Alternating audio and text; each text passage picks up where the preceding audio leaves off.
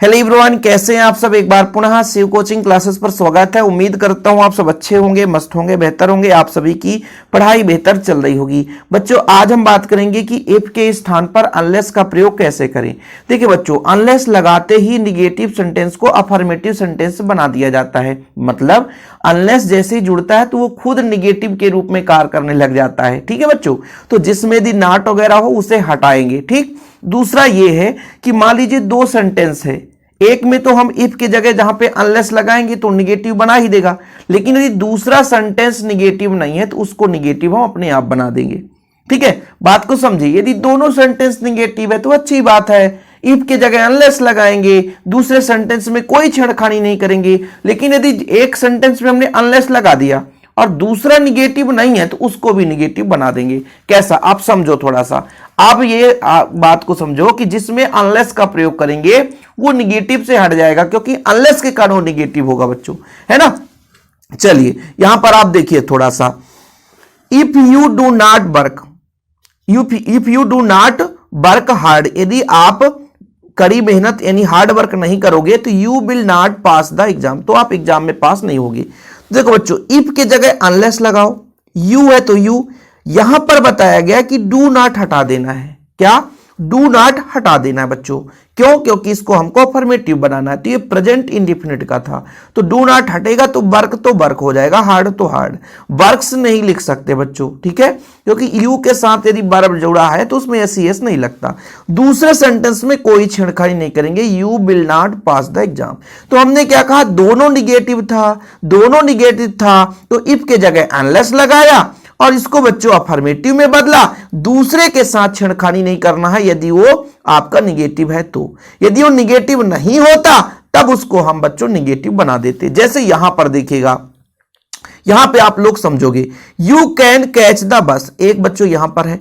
फिर if you take a taxi, अब if की जगह अनलेस लगाएंगे, लेकिन ये जो पहला सेंटेंस है इसमें आपको नॉट नहीं दिख रहा है, तो जैसे ही हम इफ की जगह अनलेस लगाएंगे तो बच्चों ये आपका ऑलरेडी निगेटिव वर्ड बन गया। लेकिन इधर वाला निगेटिव नहीं है, तो मैंने बताया था कि यदि एक सेंटेंस में हमने अनलेस लगा दिया तो वो निगेटिव सेंटेंस के रूप में काम करने लगा उसका, लेकिन दूसरा निगेटिव नहीं है तो इसको हम बना देंगे you can not catch the bus, है ना, खत्म। ठीक है बच्चों, तो नॉट जोड़ दिया, कैन नॉट, भाई हेल्पिंग वर्ब बाद नॉट जोड़ दो, खत्म। चलो अगला देखते हैं, जो भी यदि यहां पे चेंजेस होगा वर्ब वगैरह में वो भी हम बताएंगे।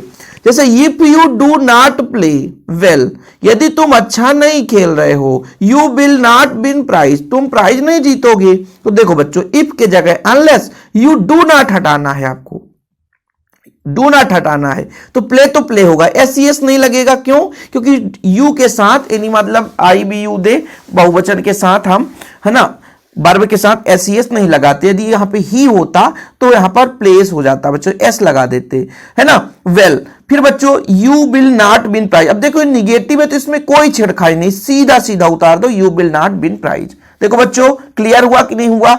आगे देखो, इफ ही, तो इफ के जगह अनलेस लगाओ, डज नॉट हटा देंगे बच्चों, तो डज नॉट हटेगा तो टेक के जगह एस लग गया। एस क्यों लग गया सर? देखो प्रेजेंट इंडेफिनिट टेंस में एक वचन करता ही सी इट के साथ वर्ब के फॉर्म में एस या एस जोड़ देते हैं, तो यहां पर ही है तो ही एक वचन करता है बच्चों, तो यहां पर टेक नहीं लेना तो एस लग गया। डज नॉट हटा देंगे, डज नॉट क्यों हटाएंगे? क्योंकि हमको जिस सेंटेंस में अनलेस जोड़ना है वहां का नॉट हटेगा, नॉट हटेगा तो भाई डज भी हट जाएगा, डज नॉट, है ना, हट गया।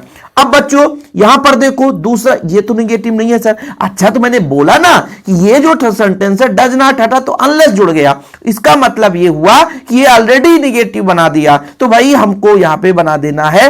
अब देखो मिस, अरे मिस ये ऑलरेडी बता रहा है निगेटिव, तो इसमें हम यू विल नॉट नहीं जोड़ सकते, क्योंकि he will miss the train, वह ट्रेन को मिस कर जाएगा, तो ऑलरेडी इसमें है बच्चों, तो इसमें हमको नॉट नहीं जोड़ना है। देखो और भी मिलेगा, इफ यू वर्क प्रॉपरली, तो अनलेस लगाएंगे तो ये वाला तो निगेटिव बन जाएगा, अनलेस यू वर्क प्रॉपरली। अब यहां पे बच्चों you will not success, you will not success, ठीक है, यू विल नॉट सक्सेस, ये क्वेश्चन थोड़ा सा यहां पर यू विल नॉट सक्सेस, ठीक है,